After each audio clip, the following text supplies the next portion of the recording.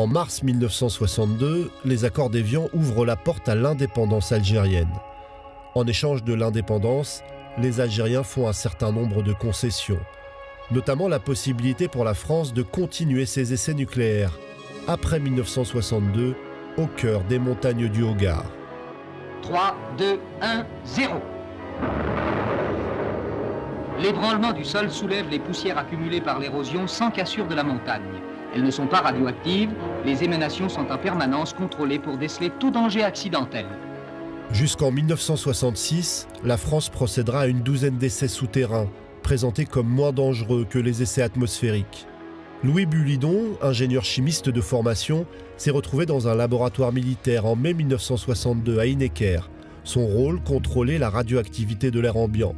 Le 1er mai 62, l'essai Beryl tourne à la catastrophe. La bombe est bien plus puissante que prévu.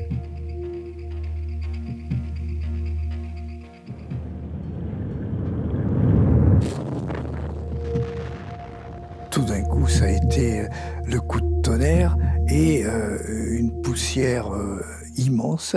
Je suis donc rentré dans mon laboratoire. J'ai vu mes mesures en vrai, si vous voulez. C'est écarté de plus en plus de ma ligne de référence. Et j'ai vu, si vous voulez, qu'il y avait un nuage radioactif, certainement d'une très très forte radioactivité, qui passait au-dessus de nous. Regardez en bas, oui, ça y est, ça c'est mauvais. Ça c'est mauvais. Ça c'est mauvais. Allez, rentrez dans les cabines. Allez dans les cabines. Je mets immédiatement mon masque à gaz dans mon laboratoire et je vois mes camarades du génie venir sur le laboratoire pour savoir que faire. J'enlève mon masque, je leur montre, je leur dis vite, vite le masque. Et ils me disent on n'en a pas. En même temps est arrivé 5 ou 6 gars que je ne connaissais pas, avec leur combinaison blanche, qui se sont foutus à poil, qui m'ont demandé où était le robinet d'eau, et comme des fous furieux, ils se sont savonnés comme des bêtes furieuses. Ça a été la confirmation pour moi qu'il s'était passé quelque chose de très grave. C'est la débandade. Le ministre des Armées Pierre Messmer et le ministre de la Recherche scientifique Léon Pavlevski, venus assister à ce tir très médiatisé, fuient vers l'aéroport militaire. À la fin des années 2000, une délégation de scientifiques et d'anciens appelés a été invitée sur les lieux par les autorités algériennes. Des lieux abandonnés mais toujours accessibles. Du matériel radioactif a été laissé sur place sans que les populations locales ne soient informées du danger.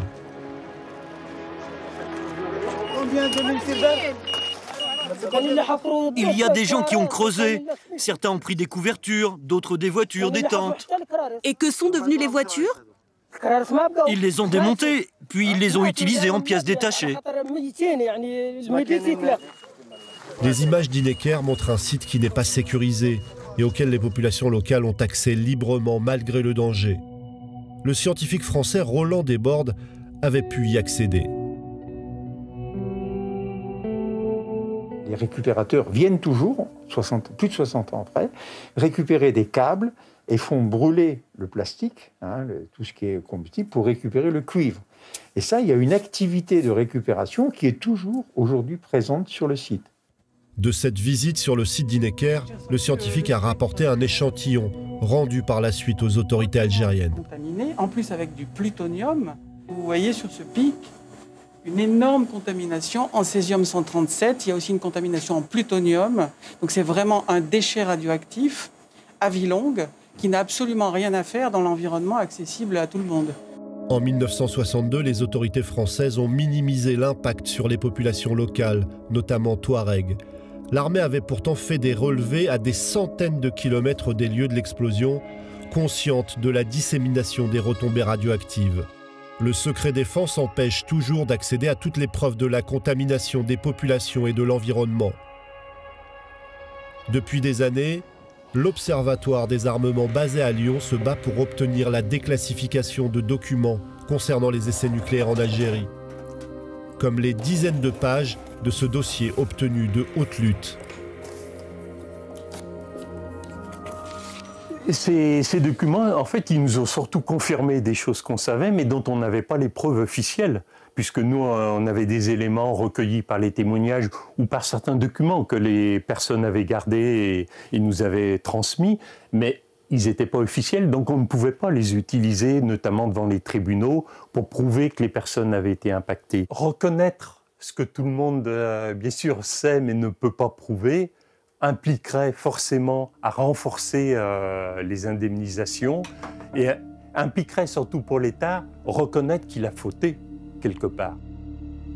En janvier 2021, l'historien Benjamin Stora a rendu au président Macron un rapport qui préconise d'ouvrir les archives sur la période coloniale.